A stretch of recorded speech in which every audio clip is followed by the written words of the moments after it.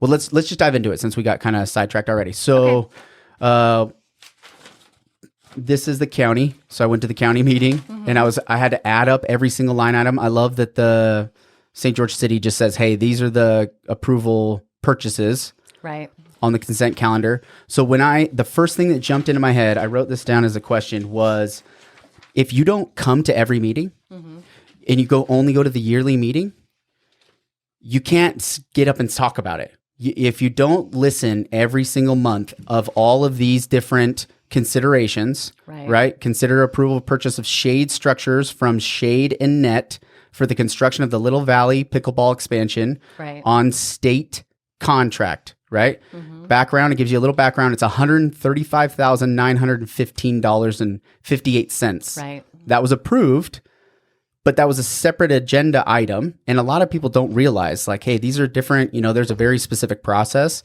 So maybe walk me through in a macro, what is $519 million going towards? Okay. Maybe a quick intro there. Yeah, sure.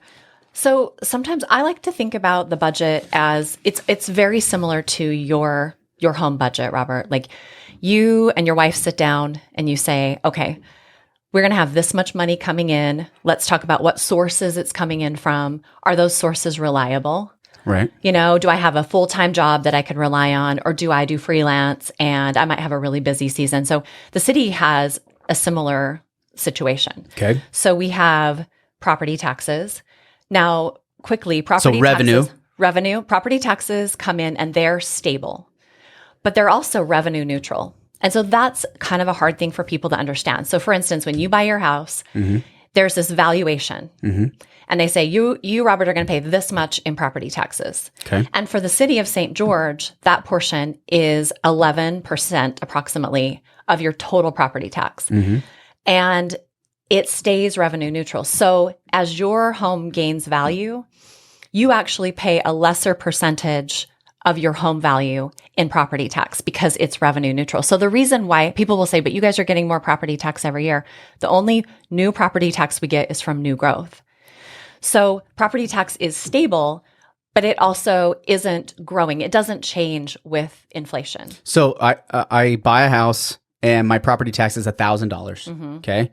The city of St. George gets 11% of that $1,000. Right. So they get $110 per year. Correct.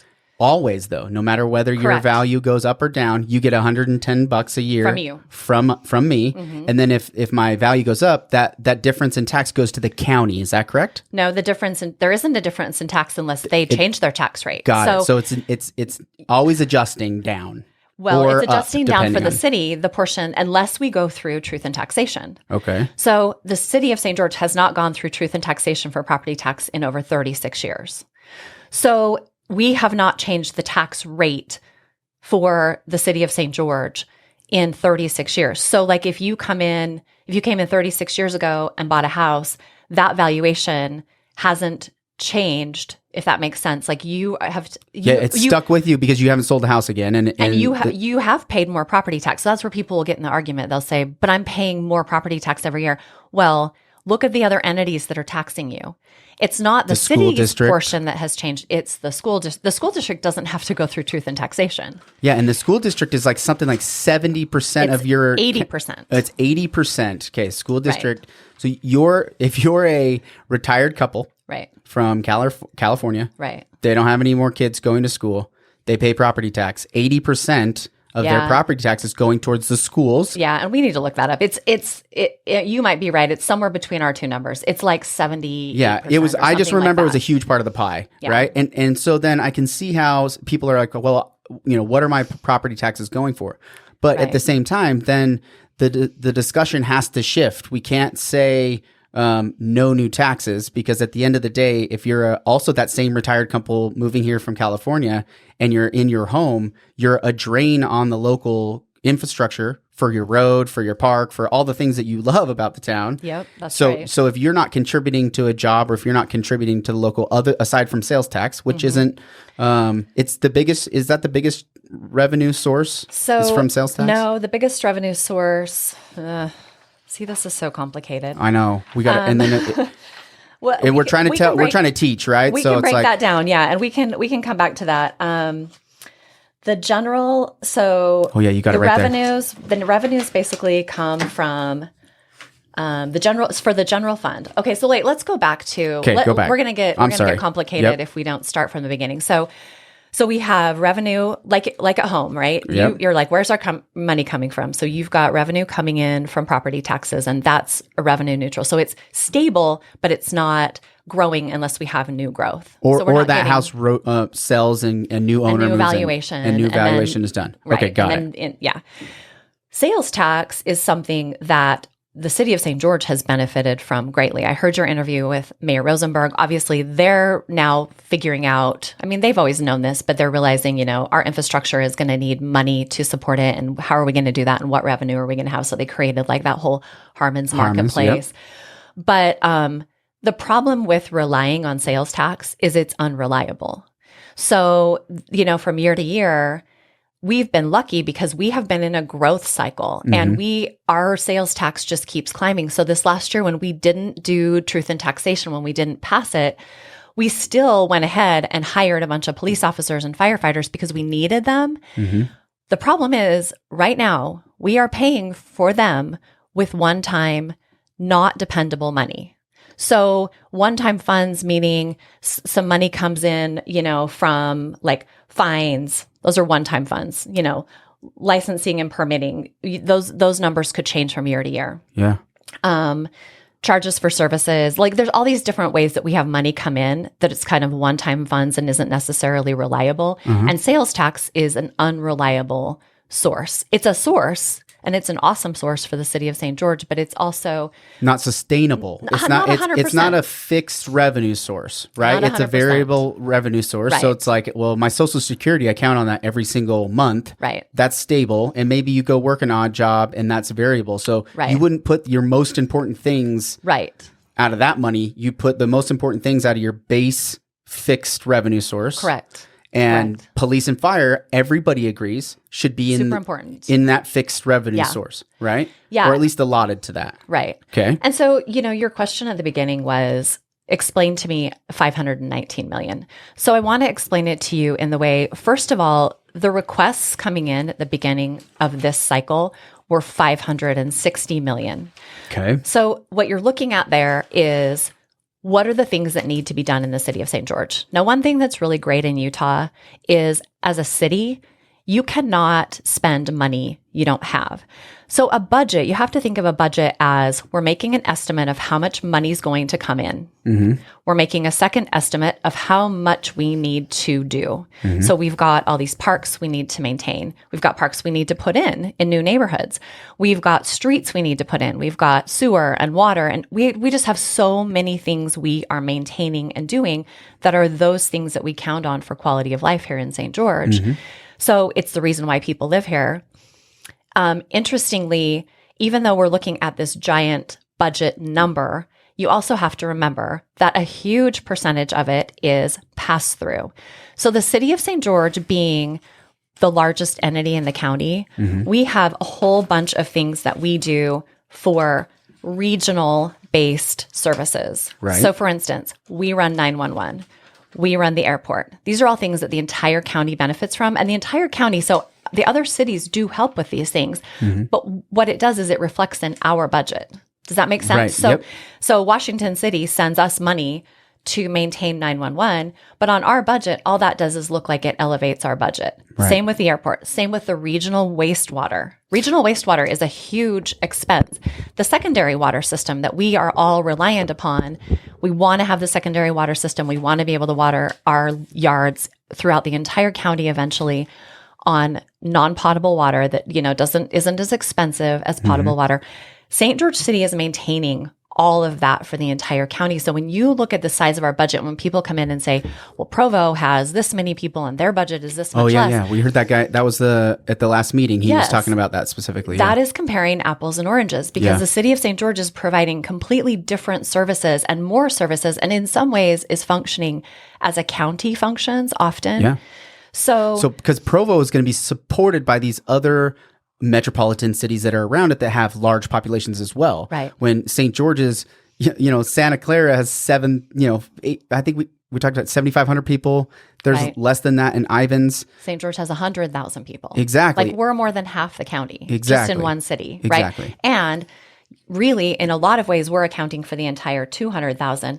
And then you take things like we have these enterprise funds. So the water, the water and electricity alone is real a quick, huge portion. Let me, because we talked revenue a little bit for just a second. Okay. So the way the budget, Robert at the what department is Robert with? He's budget. He is just the budget Right. chair.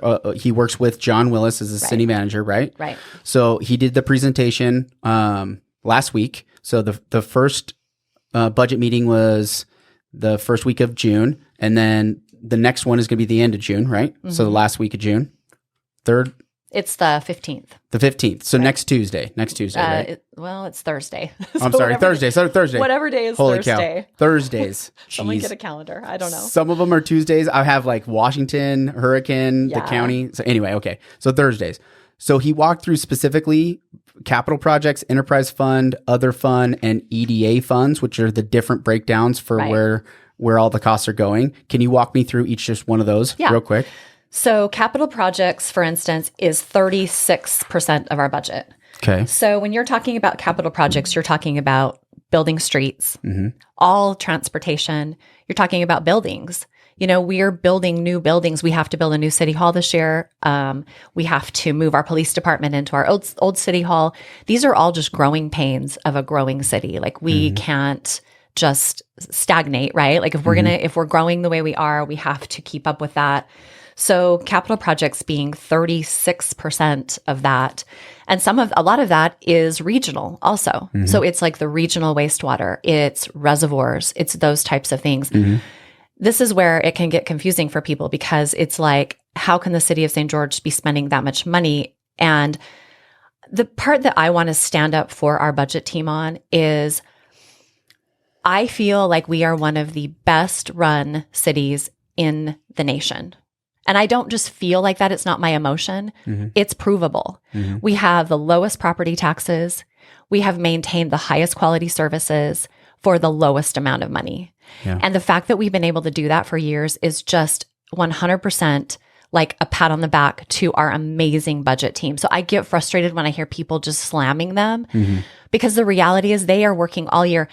Do small cities sometimes make huge mistakes in their budgets? Yeah, because they got one guy running it who maybe like took accounting 101. I mean, that sounds dismissive, but I mean, that's what you find in these really tiny spaces that they're just trying to find somebody who can do the job, but it's not high paying and it doesn't, and we have our pool of talent, like the pool of humans that we have, out of 200,000 people in the county, 47% of them are 55 or older, right? 47%. So you're like, the other half of the county is just trying to either get started in life or they have careers in a very specific field. So finding talent is difficult, right? Finding talent's difficult, but I'm telling you, we've found it. Like we have an excellent budget team. Yeah. They won a huge award last year, like best budget, award because they did so well.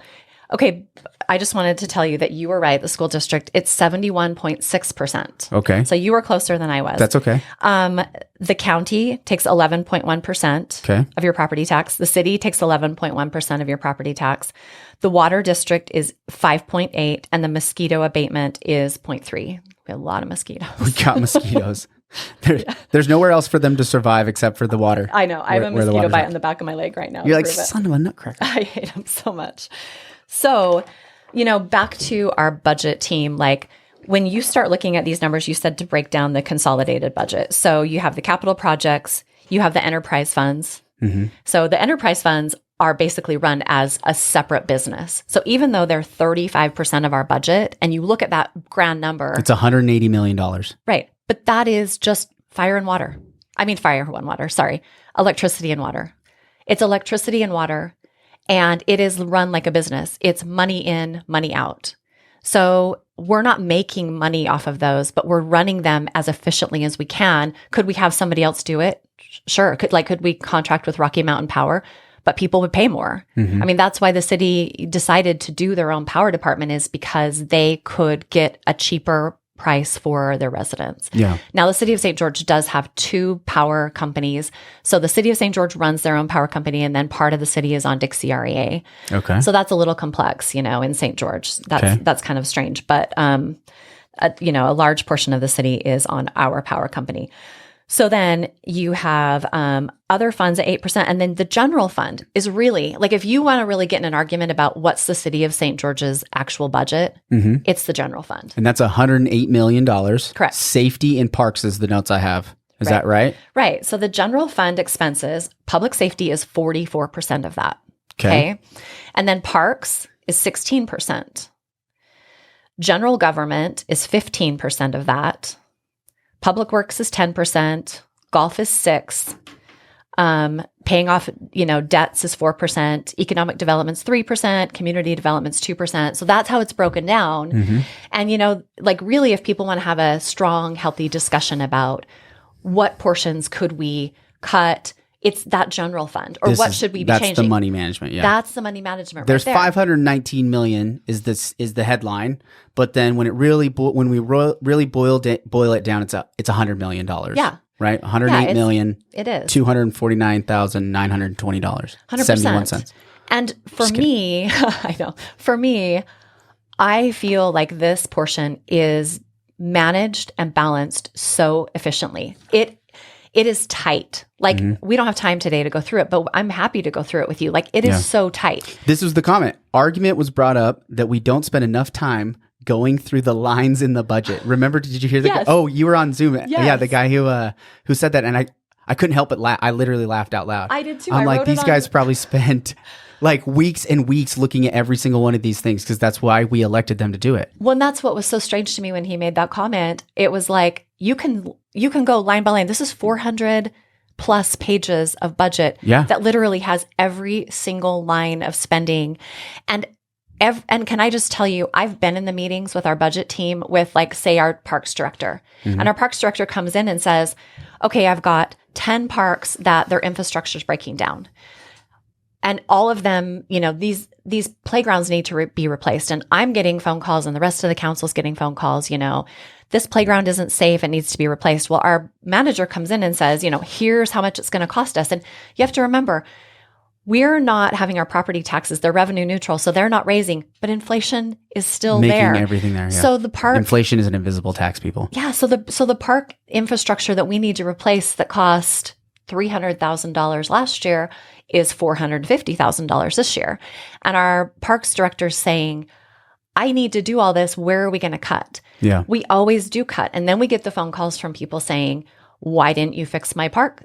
I don't want to pay more taxes. I don't want anything to increase. And I understand that. I don't want to pay any more taxes either. Yeah. And I think we should. I love the way Utah has the system set up, because they make it really, really hard for us to raise your taxes. So hard. That's awesome. But it's also, like, as residents, if we step back as residents, we have to ask ourselves, like, what quality of life do we want to maintain? Right. Do we want our parks to be maintained? If we do, we have to have that discussion every year. Yeah. What are we willing to pay? Are we willing to inch up our property taxes after 36 years of not doing so?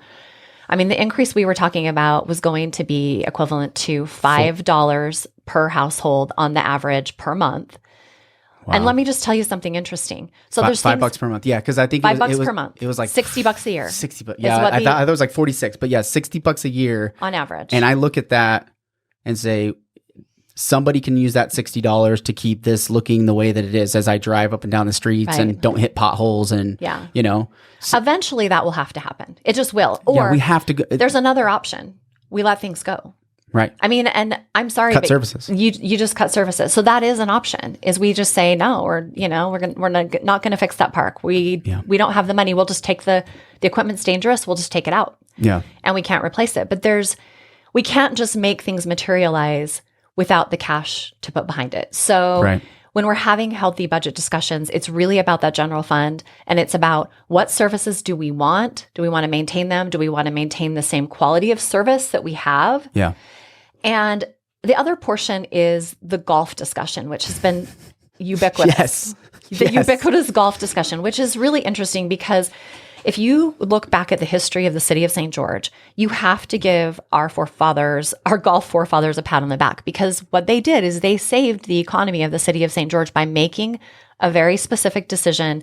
St. George was not a destination. Right. And in like the 50s and 60s, the economy was challenging, and they made a decision. We're going to try this Red Hills golf course.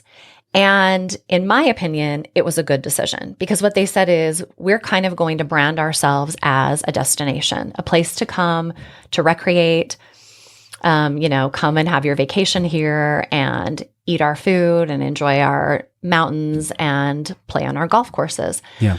For many years, our golf courses were a drain. They were a choice. Like, we're going to actually pay some money for these golf courses because we view the economic benefit we get from them as being worth it. Right. And I think it was. I mean, look at now, we're kind of saying we don't need, it's like the advertising for the parks, the national parks. We're like, stop the advertising. Yeah. They're here. Please stop telling people. Right. But that's what we did, with golf, is we said we're a golf destination, and that was the choice they made. And I applaud them for that, because we have this great economy now. But to push further on that though, when do we prune the bush? When do we start trimming out and say, ooh, okay, now we have 14 instead of just one.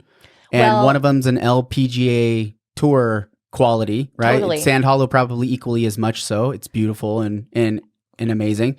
But what about some of these other ones that maybe can we not just give them back to the parks, right? And just do a park? I think that there will be that discussion in the future. Yeah. I mean, I can argue both sides of this. I agree. Like, golf courses are big users of water. Our golf courses in the city of St. George, city of St. George owns 4. Mm-hmm. And they are productive at this point in time. They weren't always. Right. They now do produce. It's not a huge production. It's but not like profit. something. There's profit in there. Could you sell it to somebody and they could make it productive? Maybe, but the problem is then the prices would go through the roof. That's the only way they could make it productive and make it pencil for them, because it's making money, but it's not making enough money that people would come in and go, oh, wow, we could make a ton of cash on that. You see what I'm saying? Yeah, so the only way it's not marketable to sell it. So then it would be, you'd literally just be taking it over as like a community park, right? And then we stop putting water on it, which means something else grows there. Sure. And is it houses that grow there? and I would say, and my immediate reaction is, oh, please, hell no, right? Like, because that's not, it's in a lot of open cases, space. Yeah, a lot of cases, the houses in the neighborhoods that are around the ones that we own, you put houses there, it would just make the whole neighborhood change the feel, right? So if it was like I thought like outdoor bike parks, right, where they're specifically zero-scaped and you just turn them into maybe like go-kart tracks or something, like little electric tracks, right? You could make those 9 holes and make like a 9-mile go-kart track, right? It's just further, right, than you would do inside. So I think there's some creative things that you could potentially do down the road, but continuing to just pour water on grass, in every economic condition that may befall us, because potentially tourism does dry up and sales tax does dry up, and that goes for 3 years, and we're at 108 million. You're like, oh, we need money now. So that's why we have, anymore. To me, that's why we have a new discussion every year. Yeah. Like, we're doing this every year. And in fact, it feels tedious, because as soon as I'm done with this one, we will literally start the budget discussions for the next year, the 2024-2025 budget. We do. Like, that's how much we work on it. Yeah. And it's important that we work on it like that, because, like you say, conditions are constantly changing. We constantly have to adjust. And, is there the possibility that we would have to cut our budget way back? Well, that possibility exists every year. And like I said, just like with your family budget, if your money doesn't come in that you projected, if our money doesn't come in we projected, we just start slashing. And, we say. So this is the last question, and thank you for your time, by the way. This was so helpful. And I think it'll be helpful to educate a lot of people too. If you want to know more about the budget, you just go to sgcity.org. It's there. Right? Yep. .org. sgcity.org. Yep, that's right. The budget, everything's there, line by line. You can go through every single meeting that you guys sat through and watch the videos and listen in, as well as there's minutes in there too, right? That's right. So thanks for being here. Last question. Do we have a rainy day fund? Yes. Is there? That's 'cause- a big discussion because that's what we're dipping into right and, now and what's to the pay rainy? for the police. Where would I find the rainy day fund in the 519? Well, now you've got me Sorry. off. It's right here. Let's see. I was just 'Cause- barely 'cause- looking at it. I don't have my budget, in my binder today, so it's just a mess. No, you're good.